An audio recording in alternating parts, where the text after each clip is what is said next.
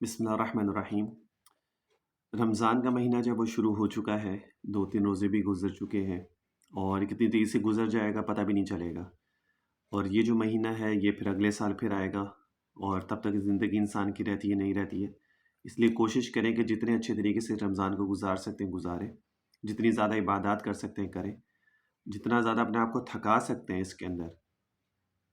عبادات کے اندر، تراویح کے اندر، قرآن پڑھنے میں، ذکر اذکار کرنے میں، تو کر لیں، کیونکہ اگلے 11 مہینے آپ کو اس کی برکات جو ہے نا وہ ملیں گی۔ ٹھیک ہے، چاہے وہ رزق کے معاملے میں ہو، چاہے وہ پریشانیوں کا معاملہ ہو، چاہے وہ مصیبتوں کا ہو، چاہے وہ بیماریوں کا ہو، کوئی بھی چیز ہو،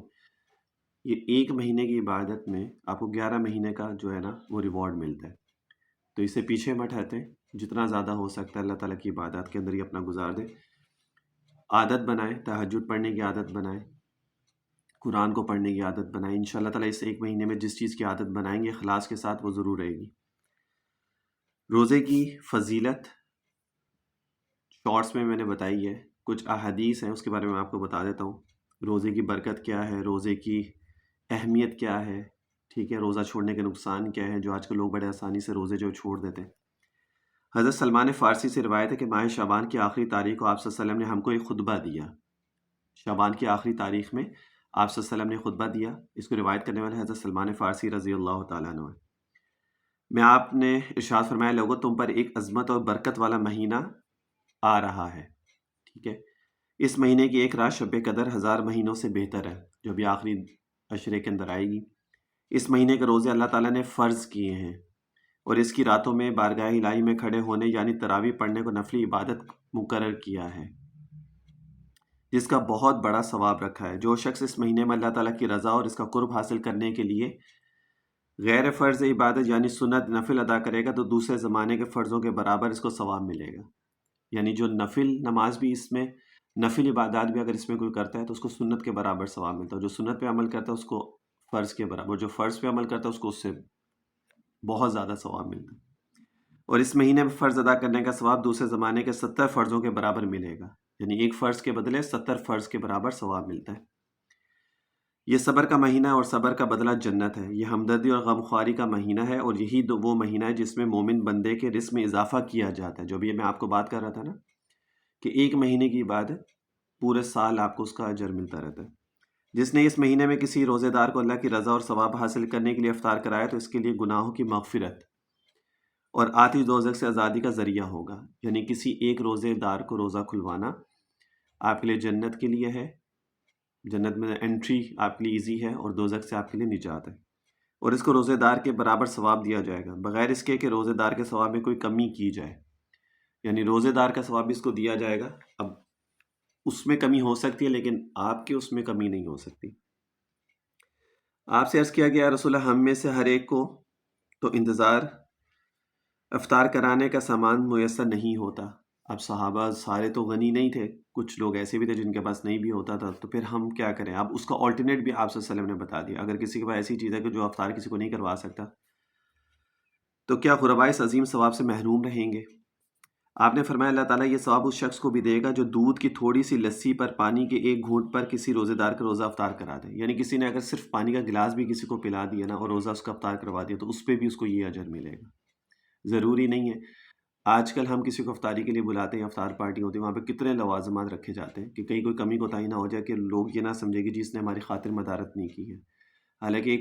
ایک گلاس پانی اگر کسی کو پلا دے افطاری کے لیے تو اس پہ بھی جو ہے اس کو وہی اجر ملے گا کہ اللہ تعالیٰ اس کے لیے جنت ہے اور دوزخ سے اس کے لیے خلاصی ہے۔ آپ صلی اللہ علیہ وسلم نے سلسلہ کلام جاری رکھتے ہوئے آگے ارشاد فرمایا کہ اور کوئی جو کسی روزے دار کو پورا کھانا کھلا دے، پہلے ایک پانی کے اوپر بھی بتا دیا آپ نے، کھجور، ایک لسی، ایک پانی کا گلاس، اور اگر کوئی کسی کو پورا کھانا کھلا دے اس کو اللہ تعالیٰ میرے حوض کوثر سے ایسے سراب کرے گا جس کے بعد اس کو کبھی پیاس نہ لگے گی، تا آ کے وہ جنت میں پہنچ جائے گا۔ اور اگر کوئی کسی کو پیٹ بھر کے کھلائے گا، جیسے لوازمات بہت زیادہ رکھے جاتے ہیں، تو آپ سے فرماتے ہیں کہ حوض کوثر پہ جو ہے نا وہ میرے آئے گا اور اس کو وہاں سے سراب کیا جائے گا، اور اس کے بعد اس کو کبھی پیاس ہی نہیں لگے گی۔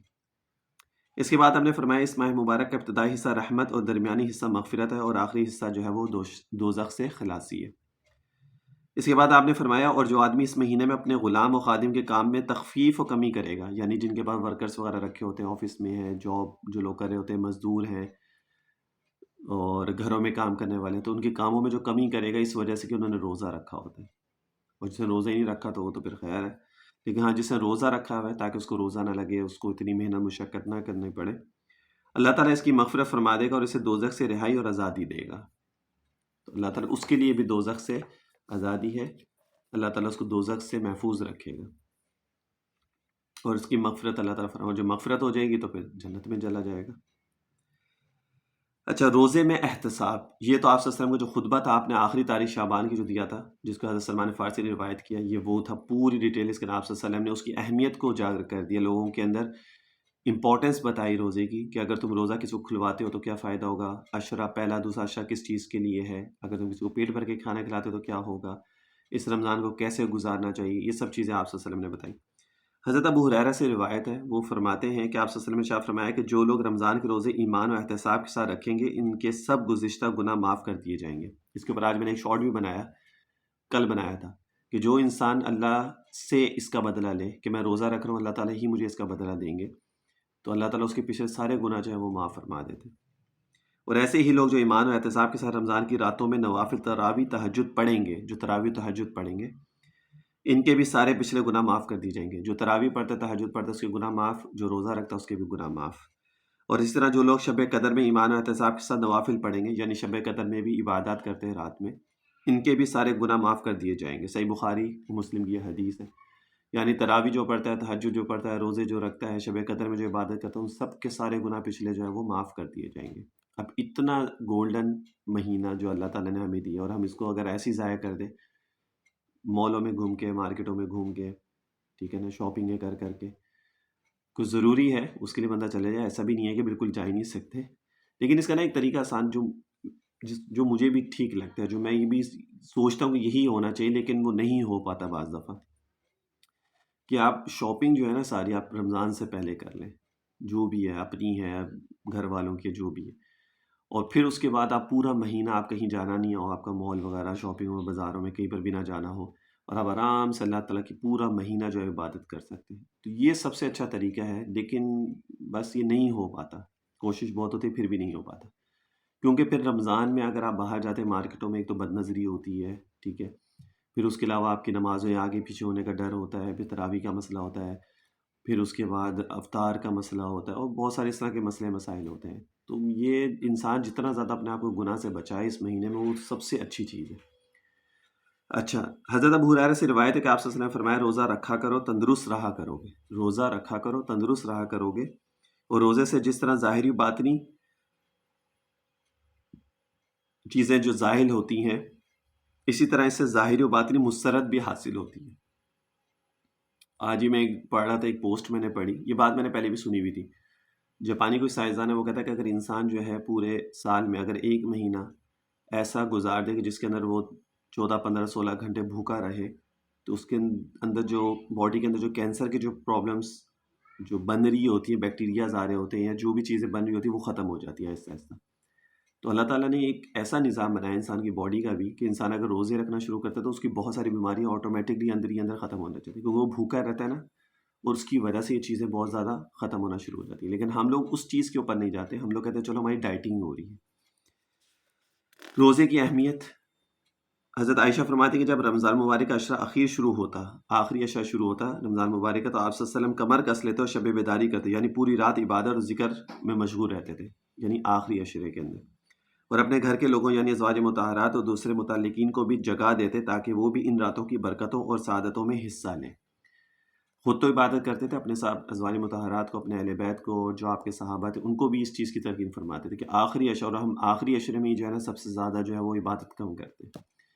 بس ایک ہم نے 27ویں رات پکڑی ہوئی ہے کہ جو 27ویں رات وہی شب قدر کی ہوتی ہے، باقی 4 راتوں میں نہیں ہو سکتی. ہمارے ذہنی ایسا بنا دیا لوگوں نے، حالانکہ 21ویں بھی ہو سکتی ہے، 23ویں بھی ہو سکتی ہے، 25ویں بھی ہو، 29ویں بھی ہو سکتی ہے، کوئی کسی کو کچھ نہیں پتا، لیکن ہم نے 27ویں کو فکس کر دیا بس کہ اسی رات میں ایک رات میں عبادت کرو، باقی پورا عشرہ جو اتنا قیمتی عشرہ اس میں مارکیٹوں میں گھومو، بازاروں میں گھومو، بد نظریاں کرو اور انجوائے کرو. لوگ اس کو بہت انجوائے کرتے ہیں. روزہ چھوڑنے کے نقصانات، جو لوگ روزہ بڑے آسانی سے چھوڑ دیتے ہیں کہ جی ہم سے نہیں رکھا جاتا، بھوک لگ جاتی ہے، پیاس لگ جاتی ہے، ہم سے نہیں رکھا، ہمیں کمزوریاں ہو جاتی ہیں، ہمیں بیماری ہو جاتی ہے، سو مسئلے، لوگ ہیلے بہانے۔ حضرت ابو ہریرہ سے روایت ہے کہ آپ صلی اللہ علیہ وسلم نے ارشاد فرمایا کہ جو آدمی سفر وغیرہ کی شرعی رخصت کے بغیر اور بیماری جیسی کسی عذر کے بغیر رمضان کا ایک روزہ بھی چھوڑتا ہے، وہ اگر اس کے بجائے عمر بھر بھی روزے رکھے تو جو چیز فوت ہو گئی وہ پوری نہیں ہو سکتی۔ اس کے اوپر بھی میں نے ایک شارٹ آج بنایا ہے کہ رمضان کا ایک روزہ بھی اگر آپ لوگ چھوڑتے ہیں اور اگر اس کے بدلے میں آپ اگر پورے 11 مہینے بھی روزے رکھ رہے ہیں نا لگاتار، تو اس کا وہ اجر نہیں ملے گا جو رمضان کے ایک روزے کا اجر ہوتا ہے۔ یہ رمضان کے روزے تو بڑے قیمتی روزے ہیں، اس کو تو انسان وہ وہم و گمان میں بھی نہ لے کے کہ یار میں ایک دن کا چھوڑ دوں، اسے رکھے نہیں جاتے، میں کیسے رکھوں یہ وہ سارا۔ اب تو چھوٹے چھوٹے بچے روزے رکھتے ہیں، 10 سال کے بچے روزے رکھتے ہیں، خوشی سے رکھتے ہیں، شوق سے رکھتے ہیں، اور ہمارے بڑوں کا یہ حال ہے کہ وہ روزے چھوڑ کے بیٹھ جاتے ہیں، ہم سے روزے نہیں رکھے جاتے۔ تو اللہ تعالیٰ سمجھ عطا فرمائے، اور اس مہینے کی جو برکات ہے اور جو امپورٹنس ہے اس مہینے کی، اس کو اچھے طریقے سے پورا کرنے کی انسان اللہ تعالیٰ ہمیں توفیق عطا فرمائے، تاکہ ہم اگلے سال پتہ نہیں زندگی ہے کہ نہیں ہے، لیکن جو ابھی ہے یہ ہم سے اس میں کوئی کمی کوتاہی نہ ہو جائے۔ تو جتنی زیادہ عبادت کر سکتے ہیں، ٹی وی وغیرہ کو چھوڑ دیں، سوشل میڈیا کو چھوڑ دیں، کچھ ایک مہینے کے لیے چھوڑ دیں گے کیا فرق پڑ جائے گا۔ اور اسی طرح جو ہے یہ انٹرنیٹ وغیرہ، یوٹیوب وغیرہ، ان کو بھی چھوڑ دیں، ٹھیک ہے نا۔ اور جتنا زیادہ ہو سکتا ہے کوشش کہ اللہ تعالیٰ کی عبادت کرے، قرآن زیادہ سے زیادہ۔ ہمارے بزرگوں کا یہ معمول ہوتا تھا، دن میں روزہ، رات میں قرآن، دن میں روزہ، رات میں قرآن، یہ 2 عبادات ہوتی تھی۔ اور اپنی جو بھی ان کی جو مجالس وغیرہ بھی ہوتی تھی نا، عام دنوں میں جو مجلسیں ہوتی تھیں، جو ان کے مریدین آتے تھے، ان کو بھی رمضان میں ختم کر دیتے مجلسیں وغیرہ، صرف قرآن روزہ، قرآن روزہ، قرآن روزہ، بس۔ تو اس کی اہمیت کو سمجھیں اور جتنا زیادہ ہو سکے اللہ تعالیٰ کی عبادت کریں۔